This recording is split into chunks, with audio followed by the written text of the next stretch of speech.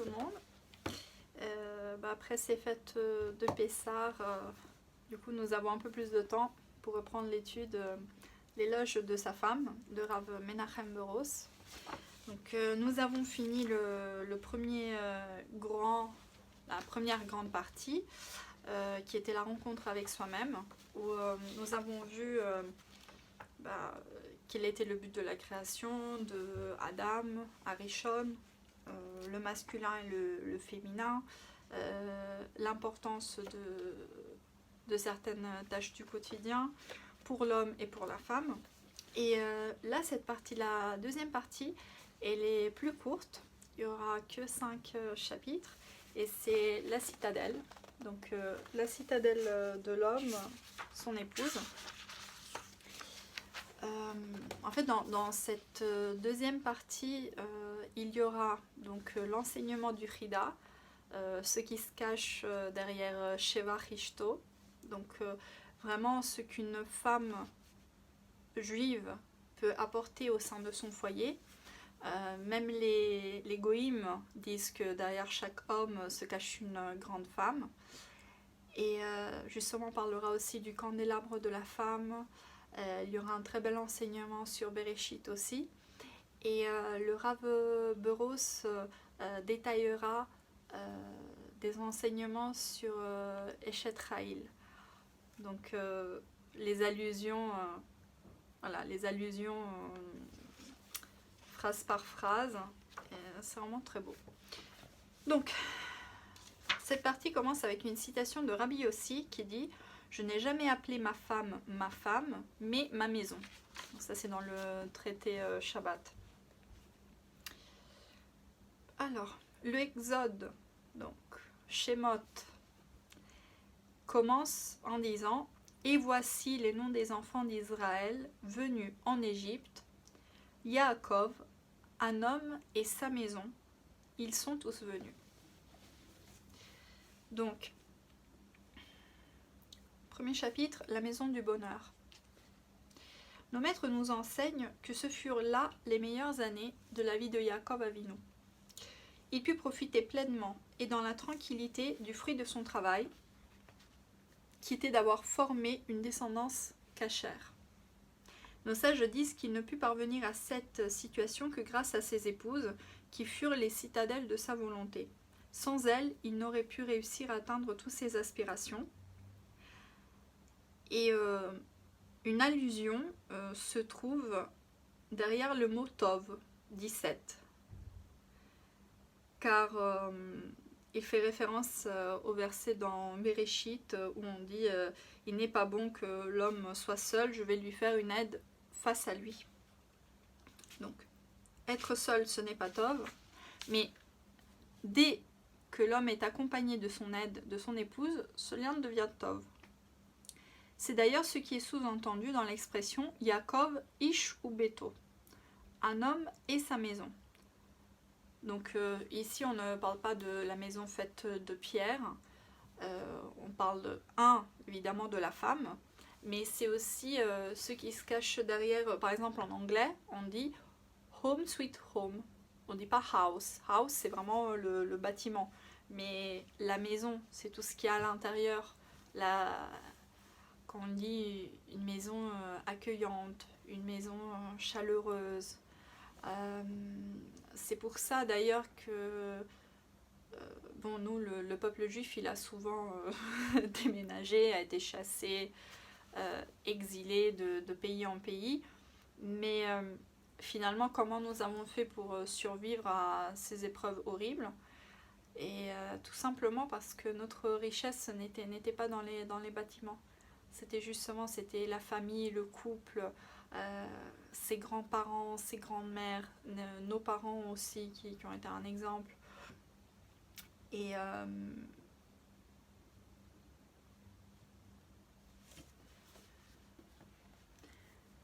donc cette richesse, cette force est la femme qui peut l'apporter.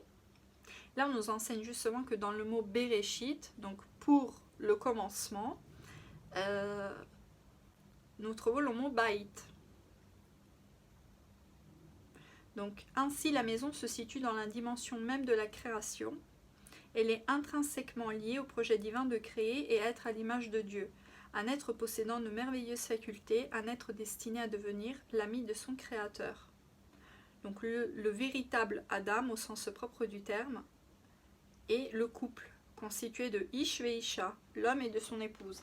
D'ailleurs on dit que tant qu'on n'est pas marié, on ne sait pas vraiment ce que c'est la patience, on ne sait vraiment pas ce que c'est aller au-delà de nos midotes.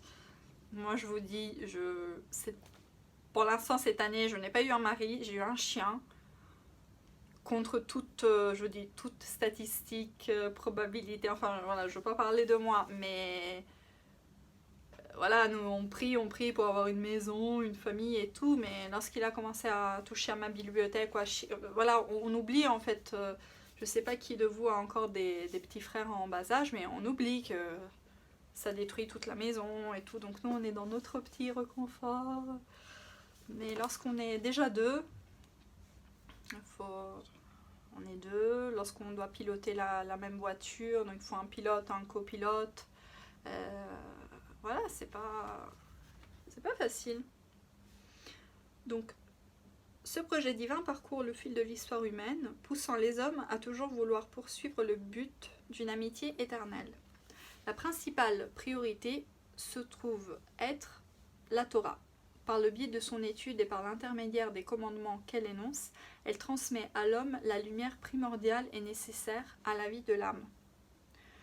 Donc, pour véritablement réussir à maîtriser les tenants et les aboutissants de cette lumière, il faut une maison, un foyer qui pourra la contenir et la faire fructifier. Il s'avère donc nécessaire de placer dans la maison extérieure, donc celle de pierre, une maison intérieure représentée par l'obéissance de la Torah, de façon à ce que la lumière qu'elle contient puisse s'épancher dans le foyer. Et évidemment, elle se matérialise sous la forme du respect des mitzvot. Aussi, pour qu'une maison fonctionne, il faut évidemment vouloir obéir à l'ensemble des commandements. Lorsque notre propre maison renferme cette maison intérieure, cette véritable âme, elle peut espérer devenir une maison solide et heureuse. D'ailleurs, bon, on nous dit pourquoi dans la Guémara, je ne sais plus si c'est dans le traité Sota, mais vous savez, il y a l'histoire de ce couple. En fait, il y a un couple qui, au bout de 10 ans, n'arrive pas à avoir d'enfants. C'est des juifs, des religieux normaux. Et en fait, ils n'ont pas d'enfants, donc ils vont divorcer. Et elle se met avec quelqu'un de moins observant, et lui de même. Et bon, ils arrivent à avoir des enfants, et quelques années plus tard, le Rav les rencontre les personnes, et lui il est devenu un rachat, et au contraire le mari de la femme est devenu quelqu'un de plus observant. Et au final les mitzvot, vraiment le pilier de la maison, à chaque fois qu'est-ce qu'on nous dit, c'est kashrut, shabbat, nida. Pourquoi? Parce que évidemment un homme il peut faire respecter la kashrut s'il veut, et à l'inverse, si la femme impose la cacheroute, mais lui dehors, il peut manger ce qu'il veut. Mais quand même, c'est une base. Il y a quelque chose. La nida aussi. Si la femme ne respecte pas les lois de la nida, qu'est-ce qu'il va faire? Il va la plonger de force et dire la bracha à sa place. Donc voilà, c'est sûr que ça constitue le temps qu'on passe avec les enfants, ce qu'on leur enseigne. Moi, j'en parle souvent, mais voilà, le Chafetz Chaim qui parle des larmes de sa mère lorsqu'elle priait pour que son fils soit un bon juif. Évidemment, ça marque. Je pense que chacun d'entre nous, si nous retrouvons à étudier ce genre de texte, c'est parce qu'il y avait une femme dans notre entourage qui a su nous transmettre ça.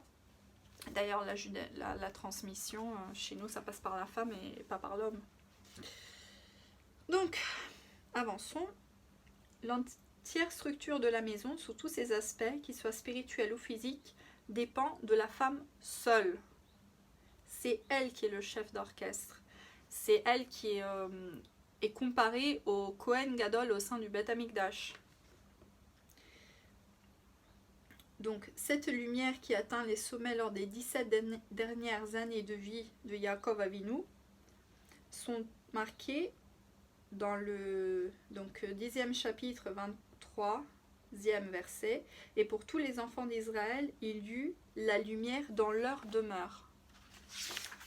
Donc cette lumière ne put pénétrer les demeures et refouler les terribles ténèbres que l'Éternel avait envoyées sur tout l'Égypte que grâce au travail acharné de toutes les maisons de la descendance de Yaakov Avinu.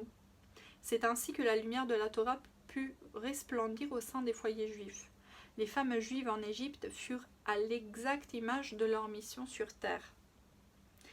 D'ailleurs, on dit que la délivrance d'Égypte a pu être possible que grâce aux femmes. La lumière de la Torah est évoquée dans le nom d'Israël, car ce même nom représente l'aboutissement de la maison de Yaakov et de ses épouses. Donc Hachem, tu te nommes Yaakov, mais ton nom désormais ne sera plus Yaakov, mais Israël. Et on nous dit que l'anagramme de Israël, c'est Or-Sheli, ma lumière. Car la lumière de la Torah est l'existence même d'Israël. Mais il faut savoir que tout un chacun est appelé à conquérir cette lumière. Chacun d'entre nous doit tenter de la faire jaillir et resplendir dans le foyer, dans le peuple d'Israël et dans le monde entier. La femme joue un rôle primordial dans cette conquête et elle est la principale dynamique. Donc voilà, je vous souhaite de bien briller.